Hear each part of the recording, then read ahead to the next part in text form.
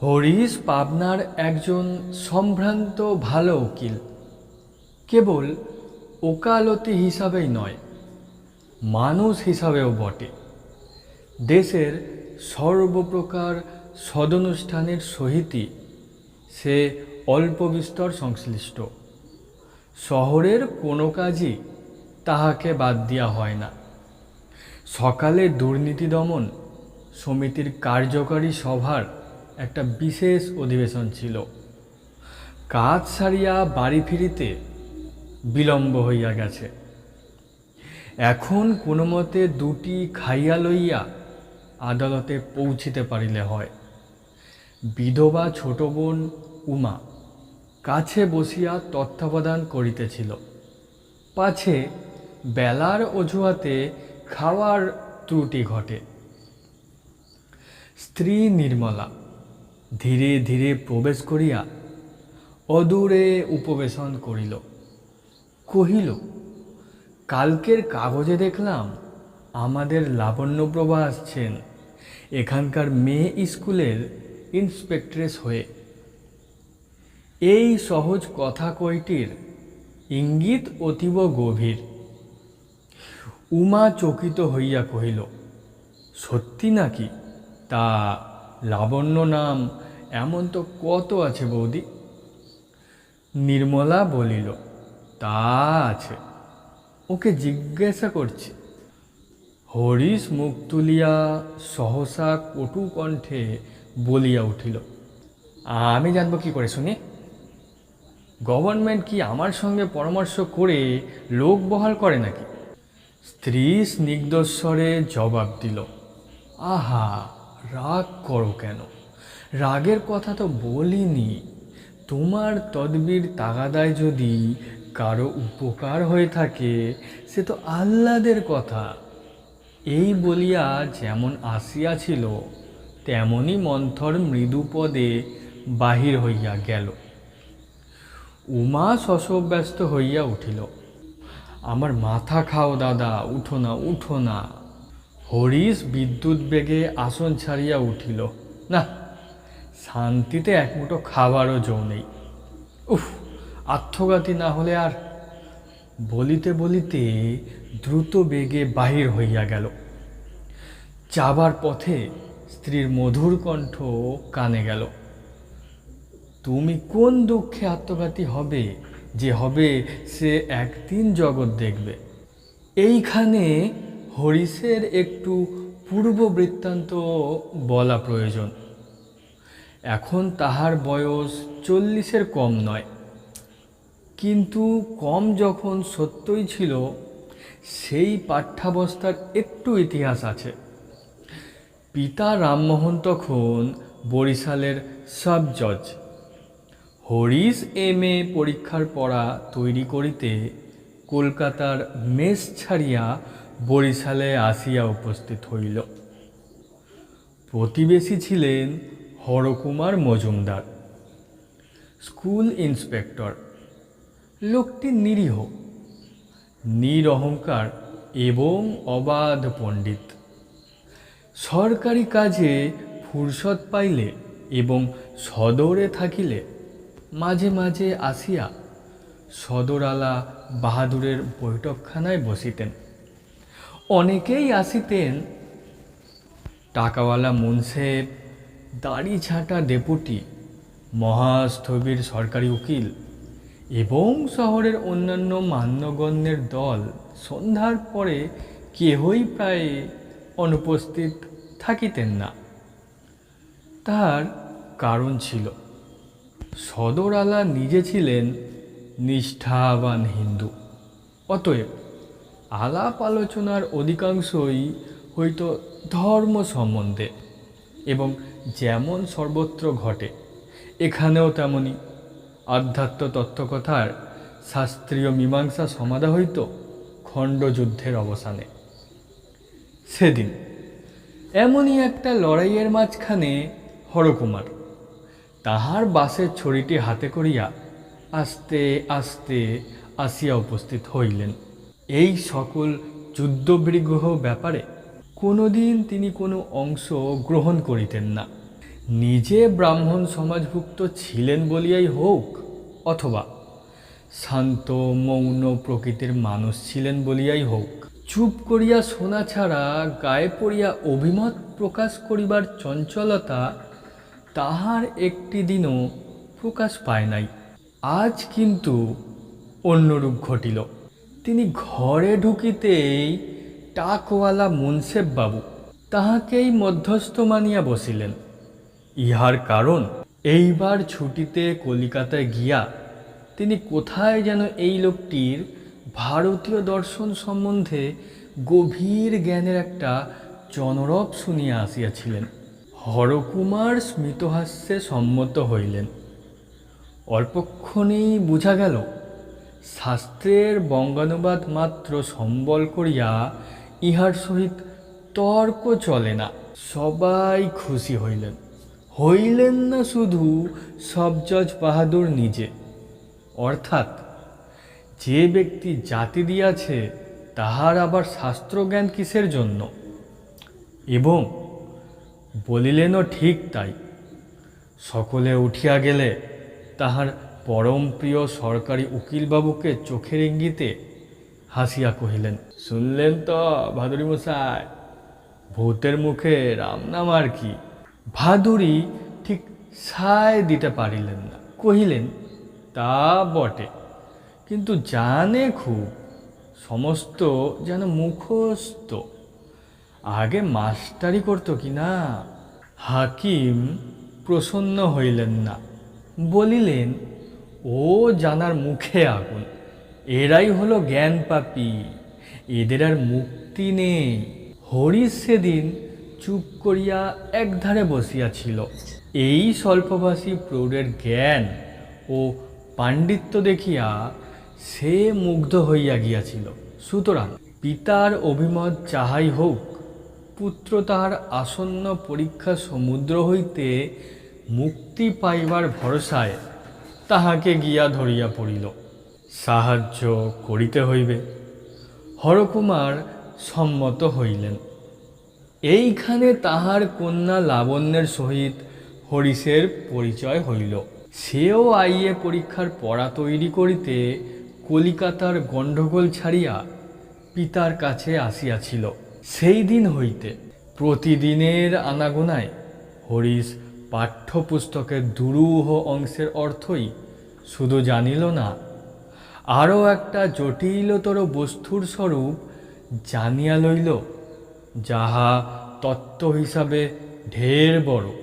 কিন্তু সে কথা এখন থাক। ক্রমশ পরীক্ষার দিন কাছে ঘেঁষিয়া আসিতে লাগিল। হরিশ কলিকাতায় চলিয়া গেল। পরীক্ষা সে ভালোই দিল এবং ভালো করিয়াই পাস করিল। কিছুকাল পরে আবার যখন দেখা হইল, হরিশ সমবেদনায় মুখ পাংশ করিয়া প্রশ্ন করিল, আপনি ফেল করলেন যে বড়? লাবণ্য কহিল, এটুকুও পারব না, আমি এতই অক্ষম। হরিশ হাসিয়া ফেলিল, বলিল, যা হবার হয়েছে, এবার কিন্তু খুব ভালো করে এক্সামিন দেওয়া চাই। লাবণ্য কিছুমাত্র লজ্জা পাইল না, বলিল, খুব ভালো করে দিলেও আমি ফেল হব, ও আমি পারব না। হরিশ অবাক হইল, জিজ্ঞাসা করিল, পারবেন না কি রকম? লাবণ্য জবাব দিল, কি রকম আবার কি, এমনি। এই বলিয়া সে হাসি চাপিয়া দ্রুত পদে প্রস্থান করিল। ক্রমশ কথাটা হরিশের মাতার কানে গেল। সেদিন সকালে রামমোহন বাবু মকদ্দমার রায় লিখিতেছিলেন। যে দুর্ভাগা হারিয়াছে তাহার আর কোথাও কোনো কুল কিনারা না থাকে, এই শুভ সংকল্প কার্যে পরিণত করিতে রায়ের মূসা বিদায় বাছিয়া বাছিয়া শব্দ যোজনা করিতেছিলেন। গৃহিণীর মুখে ছেলের কাণ্ড শুনিয়া তাহার মাথায় আগুন ধরিয়া গেল। হরিশ নরহত্যা করিয়াছে শুনিলেও বোধ করি তিনি এতখানি বিচলিত হইতেন না। দুই চক্ষু রক্ত বর্ণ করিয়া কহিলেন, কি এত বড়? ইহার অধিক কথা তাহার মুখে আর জোগাইল না। দিনাজপুরে থাকিতে একজন প্রাচীন উকিলের সহিত তাহার শিক্ষার গুচ্ছ, গীতার মর্মার্থ ও পেনশনান্তে স্বর্গীয় কাশীবাসের উপকারিতা লইয়া অত্যন্ত মতের মিল ও হৃদ্যতা জন্মিয়াছিল। একটা ছুটির দিনে গিয়া তাহারই ছোট মেয়ে নির্মলাকে আর একবার চোখে দেখিয়া ছেলের বিবাহের পাকা কথা দিয়া আসিলেন। মেয়েটি দেখিতে ভালো, দিনাজপুরে থাকিতে গৃহিণী তাহাকে অনেকবার দেখিয়াছেন। তথাপি স্বামীর কথা শুনিয়া গালে হাত দিলেন। বলো কি গো, একেবারে পাকা কথা দিয়া এলে? আজকালকার ছেলে, কর্তা কহিলেন। কিন্তু আমি তো আজকালকার বাপ নই। আমি আমার সেকেলে নিয়মেই ছেলে মানুষ করতে পারি। হরিশের পছন্দ যদি না হয়, আর কোনো উপায় দেখতে বলো। গৃহিণী স্বামীকে চিনিতেন। তিনি নির্বাক হইয়া গেলেন। কর্তা পুনশ্চ বলিলেন, মেয়ে ডানা কাটা পড়ি না হোক, ভদ্র ঘরের কন্যা। সে যদি তার মায়ের সতীত্ব আর বাপের হিন্দুয়ানি নিয়ে আমাদের ঘরে আসে, তাই যেন হরিশ ভাগ্য বলে মানে। খবরটা প্রকাশ পাইতে বিলম্ব হইল না। হরিশও শুনিল। প্রথমে সে মনে করিল পলাইয়া কলিকাতায় গিয়া কিছু না জুটে টিউশনি করিয়া জীবিকা নির্বাহ করিবে। পরে ভাবিল সন্ন্যাসী হইবে। শেষে পিতা স্বর্গ, পিতা ধর্ম, পিতা হি পরমাং তপ ইত্যাদি স্মরণ করিয়া স্থির হইয়া রহিল। কন্যার পিতা ঘটা করিয়া পাত্র দেখিতে আসিলেন এবং আশীর্বাদের কাজটাও এই সঙ্গে সারিয়া লইলেন। সভায় শহরের বহু সম্ভ্রান্ত ব্যক্তি আমন্ত্রিত হইয়া আসিয়াছিলেন। নিরীহ হরকুমার কিছু না জানিয়াই আসিয়াছিলেন। তাহাদের সমক্ষে রায়বাহাদুর ভাবি বৈবাহিক মৈত্র মহাশয়ের হিন্দু ধর্মে প্রগাঢ় নিষ্ঠার পরিচয় দিলেন এবং ইংরেজি শিক্ষার সংখ্যাতীত দোষ কীর্তন করিয়া অনেকটা এইরূপ অভিমত প্রকাশ করিলেন যে তাহাকে 1000 টাকা মাহিনা চাকরি দেওয়া ব্যতীত ইংরাজের আর কোনো গুণ নাই। আজকাল দিনক্ষণ অন্যরূপ হইয়াছে। ছেলেদের ইংরাজি না পড়াইলে চলে না। কিন্তু যে মূর্খ এই ম্লেচ্ছবিদ্যা ও ম্লেচ্ছ সভ্যতা হিন্দু শুদ্ধান্তপুরে মেয়েদের মধ্যে টানিয়া আনে, তাহার ইহকালও নাই, পরকালও নাই। একা হরকুমার ভিন্ন ইহার নিগুড় অর্থ কাহারও অবিদিত রইল না। সেদিন সভা ভঙ্গ হইবার পূর্বেই বিবাহের দিন স্থির হইয়া গেল এবং যথাকালে শুভকর্ম সমাধা হইতেও বিঘ্ন ঘটিল না।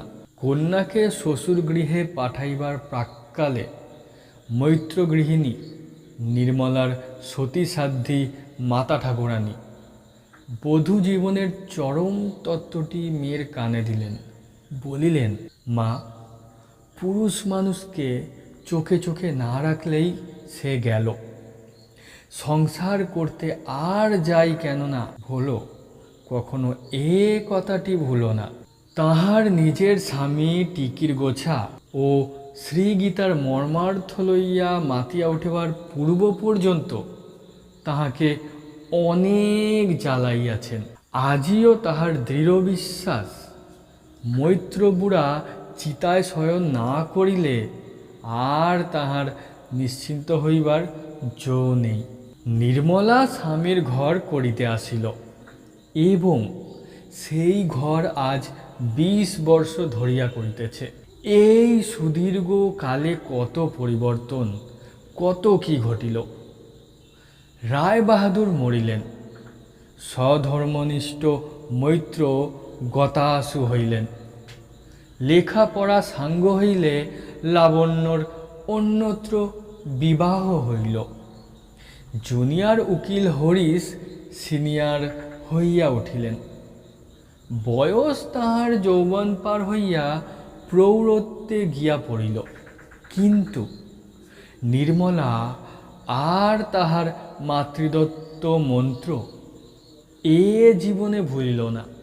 এই সজীব মন্ত্রের ক্রিয়া যে এত সত্বর শুরু হইবে তাহাকে জানিত। রায়বাহাদুর তখনও জীবিত। পেনশন লইয়া পাবনার বাটিতে আসিয়া বসিয়াছেন। হরিশের এক উকিল বন্ধুর পিতৃশ্রাদ্ধ উপলক্ষে কলিকাতা হইতে একজন ভালো কীর্তনওয়ালী আসিয়াছিল।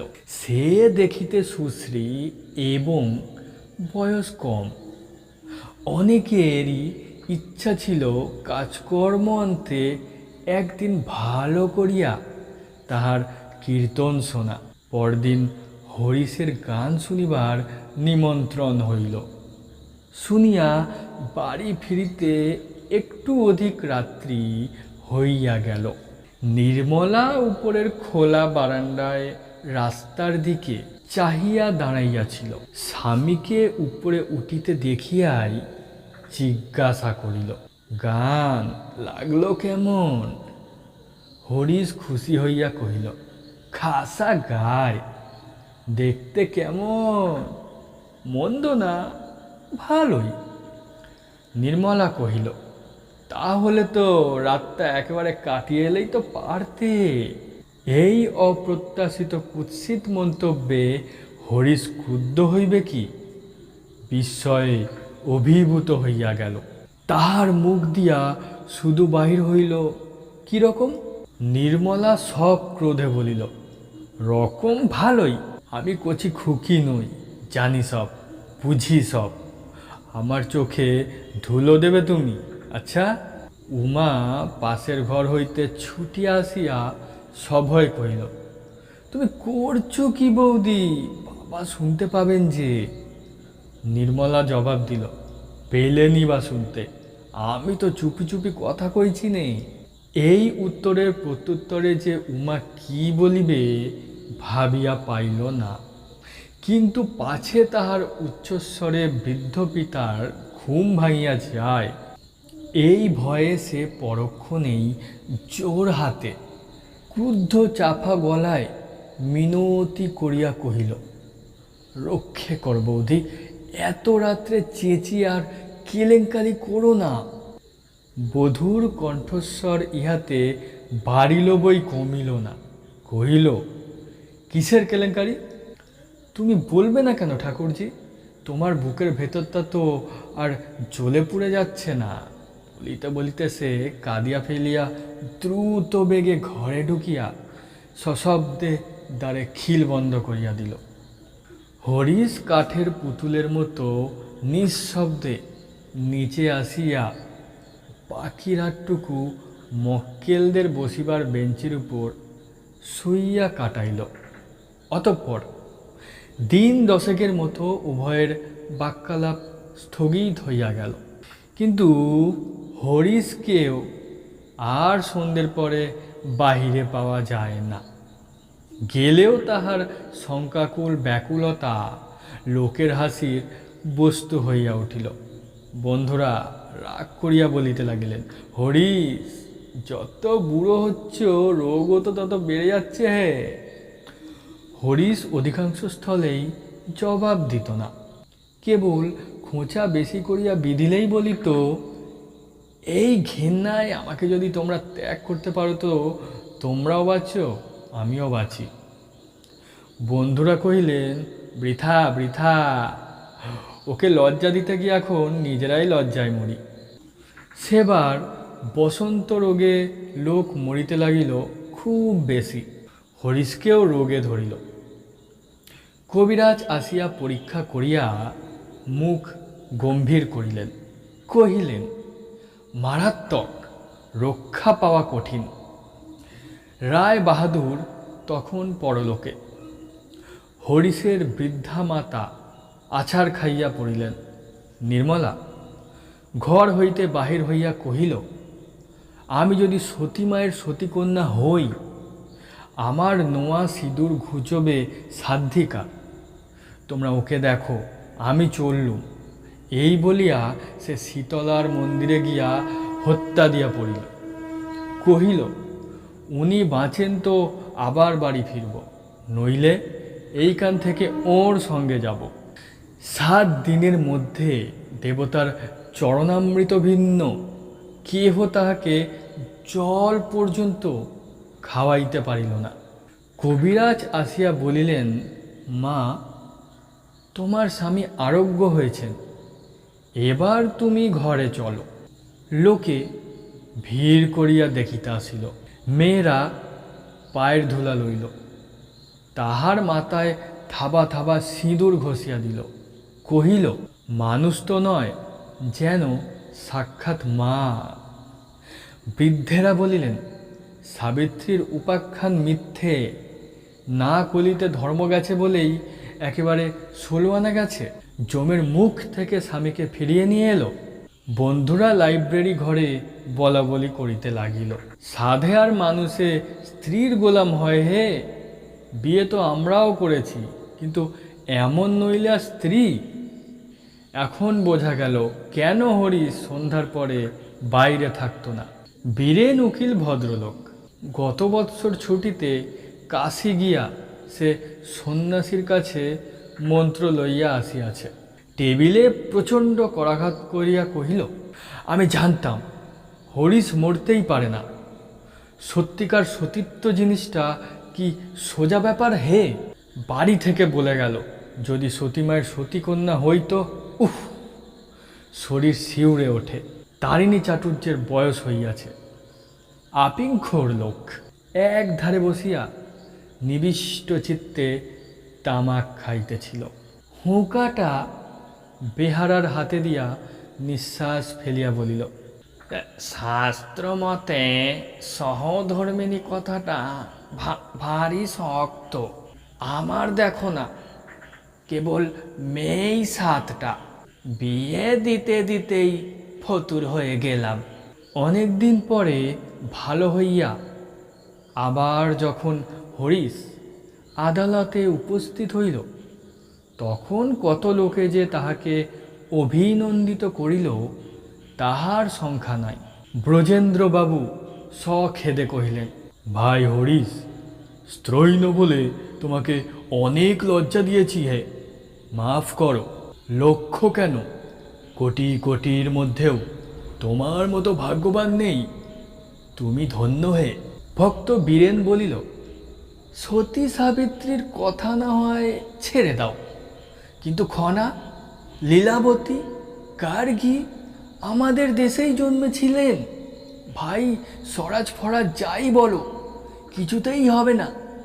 মেয়েদের যতদিন না আমরা আবার তেমনই তৈরি করতে পারবো, আমার তো মনে হয় শীঘ্রই পাবনায় একটা আদর্শ নারী শিক্ষা সমিতি গড়ে তোলা প্রয়োজন, এবং যে আদর্শ মহিলা তার পার্মানেন্ট প্রেসিডেন্ট হবেন তার নাম তো আমরা সবাই জানি।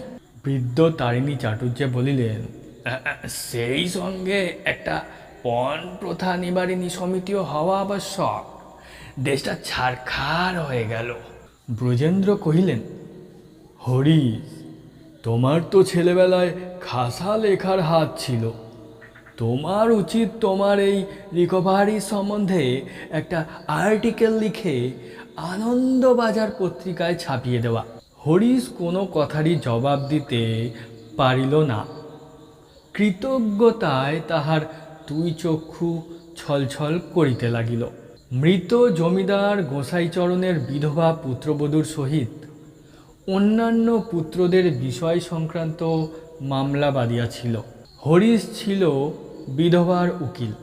জমিদারের আমলা কে যে কোন পক্ষে জানা কঠিন বলিয়া গোপনে পরামর্শের জন্য বিধবা নিজেই ইতিপূর্বে 2-1 বার উকিলের বাড়ি আসিয়াছিলেন। আজ সকালেও তাহার গাড়ি আসিয়া হরিশের সদর দরজায় থামিল। হরিশ সসম্ভ্রমে তাহাকে নিজের বসিবার ঘরে আনিয়া বসাইলেন। আলোচনা পাছে ও ঘরে মুহুরীর কানে যায়। এই ভয়ে উভয়েই সাবধানে ধীরে ধীরে কথা কহিতেছিলেন। বিধবার কি একটা অসংলগ্ন প্রশ্নে হরিশ হাসিয়া ফেলিয়া জবাব দিবার চেষ্টা করিতেই পাশের ঘরে পর্দার আড়াল হইতে অকস্মাৎ তীক্ষ্ণ কণ্ঠের শব্দ আসিল। আমি সব শুনেছি। বিধবা চমকিয়া উঠিলেন। হরিশ লজ্জা ও শঙ্কায় কাঠ হইয়া গেল। একজোড়া অতি সতর্ক চক্ষু কর্ণ যে তাহাকে অহরহ পাহারা দিয়া আছে এ কথা সে মুহূর্তের জন্য ভুলিয়াছিল। পর্দা ঠেলিয়া নির্মলা রণমূর্তিতে বাহির হইয়া আসিল। হাত নাড়িয়া কণ্ঠস্বরে বিষ ঢালিয়া দিয়া কহিল, ফুসফুস করে কথা কয়ে আমাকে ফাঁকি দেবে? মনেও করো না। কই, আমার সঙ্গে তো কখনো এমন হেসে কথা কইতে দেখিনি। অভিযোগ নিতান্ত মিথ্যা নয়। বিধবা সভয়ে কহিলেন, এ কি কাণ্ড হরিশবাবু? হরিশ বিমূঢ়ের মতো ক্ষণকাল চাহিয়া থাকিয়া বলিল, পাগল। নির্মলা কহিল, পাগল? পাগলই বটে, কিন্তু করলে কে শুনি? এই বলিয়া সে হাউ হাউ করিয়া কাঁদিয়া ফেলিয়া সহসা হাঁটু গাড়িয়া বিধবার পায়ের কাছে ঢিপ ঢিপ করিয়া মাথা করিতে লাগিল। মুহুরী কাজ ফেলিয়া ছুটিয়া আসিল। একজন জুনিয়র উকিল সেইমাত্র আসিয়াছিল। সে আসিয়া দ্বারের কাছে দাঁড়াইল। বোস কোম্পানির বিল সরকার তাহারই কাঁধের উপর দিয়া উকি মারিতে লাগিল এবং তাহাদেরই চোখের সম্মুখে নির্মলা মাথা খুঁড়িতে লাগিল। আমি সব জানি, আমি সব বুঝি, থাকো, তোমরাই সুখে থাকো, কিন্তু সতীমায় সতী কন্যা যদি হই, যদি মনে জ্ঞানে এক বই না দুই জেনে থাকি, যদি। এদিকে বিধবা নিজেও কাঁদিয়া ফেলিয়া বলিতে লাগিলেন, এ কি ব্যাপার হরিশবাবু? এ কি দুর্নাম দেওয়া? এ কি আমার? হরিশ কাহারও কোনো প্রতিবাদ করিল না।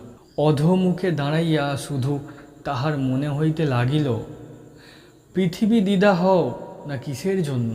লজ্জায়, ঘৃণায়, ক্রোধে সেদিন হরিশ সেই ঘরেই স্তব্ধ হইয়া রহিল। আদালতে বাহির হইবার কথা ভাবিতেও পারিল না। মধ্যাহ্নে উমা আসিয়া বহু সাধ্য সাধনা এবং মাথার দিব্য দিয়া কিছু খাওয়াইয়া গেল।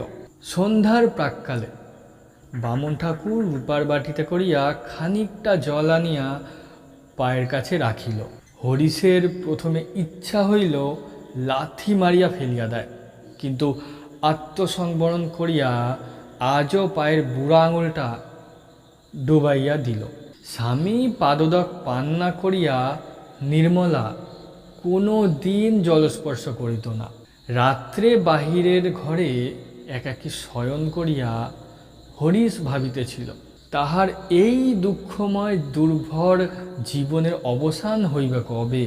এমনই অনেক দিন অনেক রকমেই ভাবিয়াছে, কিন্তু তাহার এই সতী স্ত্রীর একনিষ্ঠ পতিপ্রেমের দুঃসহ নাগপাশের বাঁধন হইতে মুক্তির কোনো পথই তাহার চোখে পড়ে নাই। বছর 2 গত হইয়াছে। নির্মলা অনুসন্ধান করিয়া জানিয়াছে যে খবরের কাগজের খবর ঝোটা নয়। লাবণ্য যথার্থই পাবনার মেয়ে স্কুলের পরিদর্শক হইয়া আসিয়াছে। আজ হরিশ একটু সকাল সকাল আদালত হইতে ফিরিয়া ছোট বোন উমাকে জানাইল যে রাত্রের ট্রেনে তাহাকে বিশেষ জরুরি কাজে কলিকাতায় যাইতে হইবে। ফিরিতে বোধ হয় 3-4 বিলম্ব হইবে। বিছানা এবং প্রয়োজনীয় কাপড় চোপড় যেন চাকরকে দিয়া ঠিক করিয়া রাখা হয়। দিন 15 হইল স্বামী স্ত্রীতে বাক্যালাপ বন্ধ ছিল। রেলওয়ে স্টেশন দূরে। রাত্রি 8টার মধ্যেই মোটরে বাহির হইয়া পড়িতে হইবে। সন্ধ্যার পরে সে মকদ্দমার দরকারি কাগজপত্র হ্যান্ডব্যাগে গুছাইয়া লইতেছিল। নির্মলা আসিয়া প্রবেশ করিল। হরিশ মুখ তুলিয়া চাহিয়া দেখিল, কিছু বলিল না। নির্মলা ক্ষণকাল মৌন থাকিয়া প্রশ্ন করিল, আজ কলকাতায় যাচ্ছ নাকি? হরিশ কহিল, কেন? কেন আবার কি? মক্কেলের কাজ, হাইকোর্টে মোকদ্দমা আছে। চলো না, আমিও তোমার সঙ্গে যাই। তুমি যাবে? গিয়ে কোথায় থাকবে শুনি? নির্মলা কহিল, যেখানে হোক, তোমার সঙ্গে গাছতলায় থাকতেও আমার লজ্জা নেই। কথাটি ভালো এবং সতী স্ত্রীরই উপযুক্ত, কিন্তু হরিশের সর্বাঙ্গে যেন বিছুটি মাখাইয়া দিল। কহিল, তোমার লজ্জা না থাক, আমার আছে। আমি গাছতলার পরিবর্তে আপাতত কোনো এক বন্ধুর বাড়িতে গিয়ে উঠব স্থির করেছি। নির্মলা বলিল, তাহলে তো ভালোই হলো। তার বাড়িতেও স্ত্রী আছে, ছেলে মেয়ে আছে, আমার কোনো অসুবিধা হবে না। হরিশ কহিল, না, সে হবে না। বলা নেই কওয়া নেই, বিনা আহ্বানে পরের বাড়ি তোমাকে নিয়ে গিয়ে আমি উঠতে পারবো না। নির্মলা কহিল, পারবে না সে জানি, আমাকে সঙ্গে নিয়ে লাবণ্যের ওখানে ওঠা যায় না? হরিশ খেপিয়া গেল, হাত মুখ নাড়িয়া চিৎকার করিয়া কহিল, তুমি যেমন নোংরা তেমনই মন্দ। সে বিধবা ভদ্রমহিলা, আমিও বা সেখানে যাব কেন? সেই বা আমাকে যেতে বলবে কেন? তাছাড়া আমার সময়ই বা কই? কলকাতায় গিয়ে পরের কাজে তো নিঃশ্বাস ফেলবার ফুরসত পাবো না। পাবে গো, পাবে। এই বলিয়া নির্মলা ঘর হইতে বাহির হইয়া গেল। দিন তিনেক পরে হরিশ কলিকাতা হইতে ফিরিয়া আসিলে স্ত্রী কহিল, 4-5 দিন বলে গেলে, 3 দিনেই ফিরে এলে যে বড়? হরিশ কহিল, কাজ চুকে গেল, চলে এলাম। নির্মলা জোর করিয়া একটু হাসিয়া প্রশ্ন করিল, লাবণ্যর সঙ্গে দেখা হয়নি বুঝি? হরিশ কহিল, না। নির্মলা অতিশয় ভালো মানুষের মতো জিজ্ঞাসা করিল, কলকাতাতেই যদি গেলে একবার খবর নিলে না কেন? হরিশ জবাব দিল, সময় পাইনি। অত কাছাকাছি গেলে সময় একটুখানি করে নিলেই হতো। এই বলিয়া সে চলিয়া গেল। ইহার মাসখানেক পরে একদিন আদালতে বাহির হইবার সময় হরিশ ভগিনীকে ডাকিয়া কহিল, আজ আমার ফিরতে বোধ করি একটু রাত হয়ে যাবে উমা। কেন দাদা? উমা কাছেই ছিল, আসতে বলিলেই চলিত, কিন্তু কণ্ঠস্বর উঁচুতে চড়াইয়া অদৃশ্য কাহাকেও লক্ষ্য করিয়া হরিশ উত্তর দিল, যোগিনবাবুর বাড়িতে একটা জরুরি পরামর্শ আছে, দেরি হয়ে যেতে পারে। ফিরিতে দেরি হইল, রাত্রি 12টার কম নয়। হরিশ মোটর হইতে নামিয়া বাহিরের ঘরে গিয়া প্রবেশ করিল। কাপড় ছাড়িতে ছাড়িতে শুনিতে পাইল স্ত্রী উপরের জানালা হইতে সোফারকে ডাকিয়া বলিতেছে, আব্দুল, যোগিনবাবুর বাড়ি থেকে এলে বুঝি? আব্দুল কহিল, নেহি মাইজি, স্টেশন সে আয়ে হ্যাঁ। স্টেশন? স্টেশন কেন? গাড়িতে কেউ এলো বুঝি? আব্দুল কহিল, কলকাতা সে এক মাইজি আর বাচ্চা আয়া। কলকাতা থেকে? বাবু গিয়ে তাদের নিয়ে এসে বাসায় পৌঁছে দিলেন বুঝি? আব্দুল হাঁ বলিয়া জবাব দিয়া গাড়ি আস্তা বলে লইয়া গেল। ঘরের মধ্যে হরিশ আড়ষ্ট হইয়া দাঁড়াইয়া রহিল। এরূপ সম্ভাবনার কথা যে তাহার মনে হয় নাই তাহা নয়, কিন্তু নিজের চাকরকে মিথ্যা বলিতে অনুরোধ করিতে সে কিছুতেই পারিয়া ওঠে নাই। রাত্রে শোবার ঘরের মধ্যে একটা কুরুক্ষেত্র কাণ্ড হইয়া গেল। পরদিন সকালেই লাবণ্য ছেলে লইয়া এ বাটিতে আসিয়া উপস্থিত হইল। হরিশ বাহিরের ঘরে ছিল। তাহাকে বলিল, আপনার স্ত্রীর সঙ্গে পরিচয় নেই, চলুন আলাপ করিয়ে দেবেন। হরিশের বুকের মধ্যে তোলপাড় করিতে লাগিল।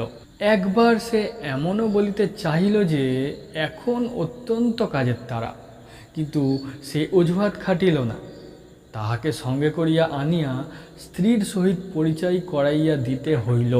বছর 10 ছেলে এবং লাবণ্য। নির্মলা তাহাদের সমাদরে গ্রহণ করিল, ছেলেকে খাবার খাইতে দিল এবং তাহার মাকে আসন পাতিয়া সযত্নে বসাইল। কহিল, আমার সৌভাগ্য যে আপনার দেখা পেলাম। লাবণ্য ইহার উত্তর দিয়া বলিল, হরিশবাবুর মুখে শুনেছিলাম আপনি ক্রমাগত বারব্রত আর উপবাস করে করে শরীরটাকে নষ্ট করে ফেলেছেন। এখন তো বেশ ভালো দেখাচ্ছে না। নির্মলা সহাস্যে কহিল, পাড়ানো কথা, কিন্তু এই আবার উনি কবে বললেন? হরিশ তখনও কাছে দাঁড়াইয়াছিল। সে একেবারে বিবর্ণ হইয়া উঠিল। লাবণ্য কহিল, এবার কলকাতায় খেতে বসে কেবল আপনারই কথা। ওর বন্ধু কুশলবাবুর বাড়ি থেকে আমাদের বাড়ি খুব কাছে কি না, ছাতের উপর থেকে চেঁচিয়ে ডাকলে শোনা যায়। নির্মলা বলিল, খুব সুবিধে তো। লাবণ্য হাসিয়া বলিল, কিন্তু তাতেই শুধু হয়নি, ছেলেকে পাঠিয়ে রীতিমতো ধরে আনতে হতো। বটে, লাবণ্য বলিল, আবার জাতের গোড়ামিও কম নেই। ব্রাহ্মণদের ছোঁয়া খান না, আমার পিসিমার হাতে পর্যন্ত না। সমস্তই আমাকে নিজে রেঁধে নিজে পরিবেশন করতে হতো। এই বলিয়া সে হাসি মুখে সকৌতুকে হরিশের প্রতি চাহিয়া বলিল, আচ্ছা, এর মধ্যে আপনার কি লজিক আছে বলুন তো? আমি কি ব্রাহ্ম সমাজ ছাড়া? হরিশের সর্বাঙ্গ ঝিমঝিম করিতে লাগিল। তাহার মিথ্যাবাদিতা প্রমাণিত হওয়ায় তাহার মনে হইল এতদিনে মা বসুমাতা দয়া করিয়া বোধ হয় তাহাকে জঠরে টানিয়া লইতেছেন। কিন্তু পরমাশ্চর্য এই যে নির্মলা আজ ভয়ঙ্কর উন্মাদ কাণ্ড কিছু একটা না করিয়া স্থির হইয়া রহিল। সংশয়ের বস্তু অবিসংবাদী সত্যরূপে দেখা দিয়া বোধ হয় তাহাকেও হতচেতন করিয়া ফেলিয়াছিল। হরিশ বাহিরে আসিয়া স্তব্ধ পাংশু মুখে বসিয়া রহিল। এই ভীষণ সম্ভাবনার কথা স্মরণ করিয়া লাবণ্যকে পূর্বাহ্নে সতর্ক করিবার কথা বহুবার তাহার মনে হইয়াছে, কিন্তু আত্ম অবমাননাকর ও একান্ত মর্যাদাহীন লুকোচুরির প্রস্তাব সে কোনো মতেই এই শিক্ষিত ও ভদ্র মহিলাটির সম্মুখে উচ্চারণ করিতে পারে নাই। লাবণ্য চলিয়া গেলে নির্মলা ঝড়ের বেগে ঘরে ঢুকিয়া বলিল, ছি, তুমি এমন মিথ্যাবাদী, এত মিথ্যা কথা বলো। হরিশ চোখ রাঙাইয়া লাফাইয়া উঠিল, বেশ করি বলি, আমার খুশি। নির্মলা ক্ষণকাল স্বামীর মুখের প্রতি নিঃশব্দে চাহিয়া থাকিয়া কাঁদিয়া ফেলিল। কহিল, বলো, যত ইচ্ছে মিথ্যে বলো, যত খুশি আমাকে ঠকাও, কিন্তু ধর্ম যদি থাকে, যদি সতীমার মেয়ে হই, যদি কায়মনের সতী হই, আমার জন্যে তোমাকে একদিন কাঁদতে হবে হবে হবে। এই বলিয়া সে যেমন আসিয়াছিল তেমনই দ্রুতবেগে বাহির হইয়া গেল। বাক্যালাপ পূর্ব হইতেই বন্ধ চলিতেছিল, এখন সেটা দৃঢ়তর হইল। এইমাত্র নিচের ঘরে শয়ন ও ভোজন। হরিশ আদালতে যায় আসে, বাহিরের ঘরে একাকী বসিয়া কাটায়। নূতন কিছুই নয়। আগে সন্ধ্যার সময় একবার করিয়া ক্লাবে গিয়া বসিত, এখন সেটুকুও বন্ধ হইয়াছে। কারণ শহরের সেই দিকে লাবণ্যর বাসা। তাহার মনে হয় প্রতিপ্রাণা ভার্যার দুই চক্ষু 10 চক্ষু হইয়া 10 দিক হইতে পতিকে অহরহ নিরীক্ষণ করিতেছে। তাহার বিরাম নাই, বিশ্রাম নাই, মাধ্যাকর্ষণের ন্যায় তাহার নিত্য। স্নানের পরে আরশির দিকে চাহিয়া তাহার মনে হইত সতীসাধ্যির এই অক্ষয় প্রেমের আগুনে তাহার কলুষিত দেহের নশ্বর মেদ মজ্জা মাংস শুষ্ক ও নিষ্পাপ হইয়া অত্যন্ত দ্রুত উচ্চতর লোকের জন্য প্রস্তুত হইয়া উঠিতেছে। তাহার আলমারির মধ্যে একখানা কালী সিংহের মহাভারত ছিল। সময় যখন কাটিত না, তখন তাহা হইতে সে বাছিয়া বাছিয়া সতী নারীর উপাখ্যান পড়িত। কি তার প্রচণ্ড বিক্রম ও কতই না অদ্ভুত কাহিনী! স্বামী পাপী তাপী যাহাই হোক, কেবলমাত্র স্ত্রীর সতীত্বের জোরেই সমস্ত পাপ মুক্ত হইয়া অন্তে কল্পকাল তাহারা একত্রে বাস করে। কল্পকাল যে ঠিক কত হরিশ জানিত না, কিন্তু সে যে কম নহে এবং মুনি ঋষিদের লেখা শাস্ত্রবাক্য যে মিথ্যা নহে, এই কথা মনে করিয়া তাহার সর্বাঙ্গ অবশ হইয়া উঠিত। পরলোকের ভরসায় জলাঞ্জলি দিয়া সে বিছানায় শুইয়া মাঝে মাঝে ইহলোকের ভাবনা ভাবিত, কিন্তু কোনো পথ নাই। সাহেবদের হইলে মামলা মোকদ্দমা খাড়া করিয়া এতদিনে যা হোক একটা ছাড় রফা করিয়া ফেলিত। মুসলমানদের হইলে 3 তালাক দিয়া বহু পূর্বেই চুকাইয়া ফেলিত। কিন্তু নিরীহ এক পত্নীব্রত ভদ্র বাঙালি, না, কোনো উপায় নেই।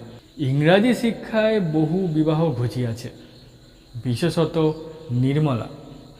চন্দ্র সূর্য যাহার মুখ দেখিতে পায় না, অতি বড় শত্রু যাহার সতীত্বে বিন্দু মাত্র কলঙ্ক লেপন করিতে পারে না, বস্তুত স্বামী ভিন্ন যাহার ধ্যান জ্ঞান নাই, তাহাকেই পরিত্যাগ। পাপ রে! নির্মল নিষ্কলুষ হিন্দু সমাজের মধ্যে কি আর মুখ দেখাইতে পারিবে? দেশের লোকে খাই খাই করিয়া হয়তো তাহাকে খাইয়াই ফেলিবে। ভাবিতে ভাবিতে চোখ কান গরম হইয়া উঠিত। বিছানা ছাড়িয়া মাথায় মুখে জল দিয়া বাকি রাতটুকু সে চেয়ারে বসিয়া কাটাইয়া দিত। এমনই করিয়া বোধ হয় মাসাধিক কাল গত হইয়া গেছে। হরিশ আদালতে বাহির হইয়াছে। ঝি আসিয়া একখানা চিঠি তাহার হাতে দিল, কহিল, জবাবের জন্যে লোক দাঁড়িয়ে আছে।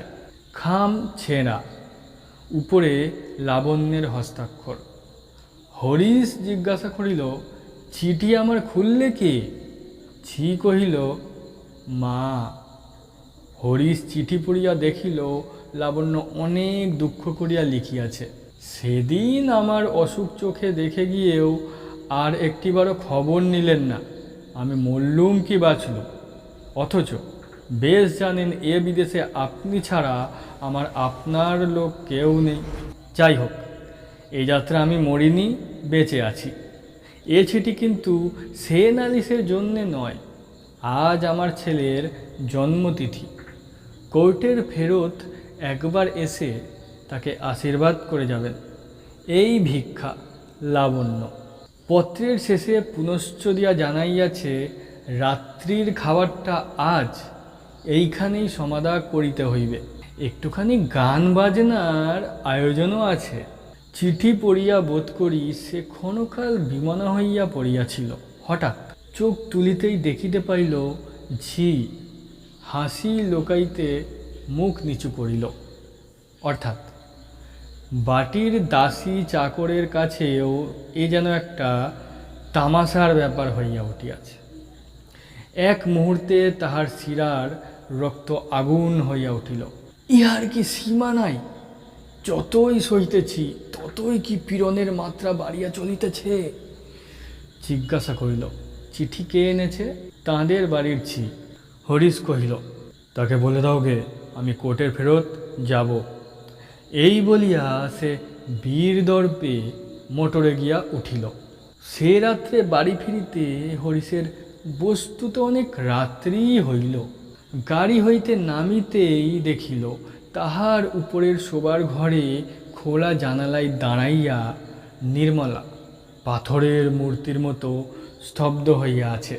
ডাক্তারের দল অল্পক্ষণ হইল বিদায় লইয়াছেন। পারিবারিক চিকিৎসক বৃদ্ধ জ্ঞানবাবু যাইবার সময় বলিয়া গেলেন, বোধ হয় সমস্ত আফিংটাই বার করে ফেলা গেছে। বৌমার জীবনের আর কোনো শঙ্কা নেই। হরিশ একটুখানি ঘাড় নাড়িয়া কী ভাব যে প্রকাশ করিল, বৃদ্ধ তাহাতে মনোযোগ করিলেন না। কহিলেন, যা হবার হয়ে গেছে। এখন কাছে কাছে থেকে দিন 2 সাবধানে রাখলেই বিপদটা কেটে যাবে। যে হাগে বলিয়া হরিশ স্থির হইয়া বসিয়া পড়িল। সেদিন বার লাইব্রেরির ঘরে আলোচনা অত্যন্ত তীক্ষ্ণ ও কঠোর হইয়া উঠিল। ভক্ত বীরেন কহিল, আমার গুরুদেব স্বামীজি বলেন, বীরেন, মানুষকে কখনো বিশ্বাস করবে না। সেদিন গোসাইবাবুর বিধবা পুত্রবধূর সম্বন্ধে যে স্ক্যান্ডালটা প্রকাশ হয়ে পড়েছিল, তোমরা তা বিশ্বাস করলে না। বললে হরি সে কাজ করতেই পারে না। এখন দেখলে, গুরুদেবের কৃপায় আমি এমন অনেক জিনিস জানতে পারি, তোমরা তা ড্রিম করো না। ব্রজেন্দ্র বলিল, হরিশটা কি স্কাউন্ড্রেল! ওরকম সতীসাধ্যী স্ত্রী যার, কিন্তু মজা দেখেছ সংসারে? বদমাইশগুলোর ভাগ্যেই কেবল এরকম স্ত্রী জোটে। বৃদ্ধ তারিণী চারুজ্যে হুঁকা লইয়া ঝিমাইতেছিলেন। কহিলেন, নিঃসন্দেহে আমার তো মাথার চুল পেকে গেল, কিন্তু ক্যারেক্টারে কেউ কখনো একটা স্পট দিতে পারলে না। অথচ আমারই হলো 7-8টা মেয়ে, বিয়ে দিতে দিতে দেউলে হয়ে গেলাম। যোগিনবাবু কহিলেন, আমাদের মেয়ে স্কুলের পরিদর্শক হিসাবে লাবণ্যপ্রভা মহিলাটি দেখছি একেবারে আদর্শ। গভর্নমেন্টে বোধ করি মুভ করা উচিত। ভক্ত বীরেন বলিলেন, অ্যাবসলিউটলি নেসেসারি। সম্পূর্ণ একটা দিন পার হইল না সতীসাধ্যীর স্বামী হরিশের চরিত্র জানিতে শহরের কাহারও আর বাকি রইল না, এবং সুহৃদবর্গের কৃপায় সকল কথাই তাহার কানে আসিয়া পৌঁছিল। উমা আসিয়া চোখ মুছিয়া কহিল, দাদা, তুমি আবার বিয়ে করো। হরিশ কহিল, পাগল? উমা কহিল, পাগল কেন? আমাদের দেশে তো পুরুষের বহুবিবাহ ছিল। হরিশ কহিল, তখন আমরা বর্বর ছিলাম। উমা জিদ করিয়া বলিল, বর্বর কিসের? তোমার দুঃখ আর কেউ না জানে তো আমি তো জানি। সমস্ত জীবনটা কি এমনি ব্যর্থ হয়েই যাবে? হরিশ বলিল, উপায় কি বোন? স্ত্রী ত্যাগ করে আবার বিয়ে করার ব্যবস্থা পুরুষের আছে জানি, কিন্তু মেয়েদের তো নেই। তোর বৌদিরও যদি এ পথ খোলা থাকতো, তোর কথায় রাজি হতাম। উমা, তুমি কি যে বলো দাদা! এই বলিয়া উমা রাগ করিয়া চলিয়া গেল। হরিশ চুপ করিয়া একাকী বসিয়া রহিল। তাহার উপায়হীন অন্ধকার চিত্ততল হইতে কেবল একটি কথাই বারংবার উত্থিত হইতে লাগিল, পথ নাই, পথ নাই। এই আনন্দহীন জীবনে দুঃখই ধ্রুব হইয়া রহিল। তাহার বসিবার ঘরের মধ্যে তখন সন্ধ্যার ছায়া গাঢ়তর হইয়া আসিতেছিল। হঠাৎ তাহার কানে গেল, পাশের বাড়ির দরজায় দাঁড়াইয়া বৈষ্ণব ভিখারির দল কীর্তনের সুরে দ্যুতির বিলাপ গাইতেছে।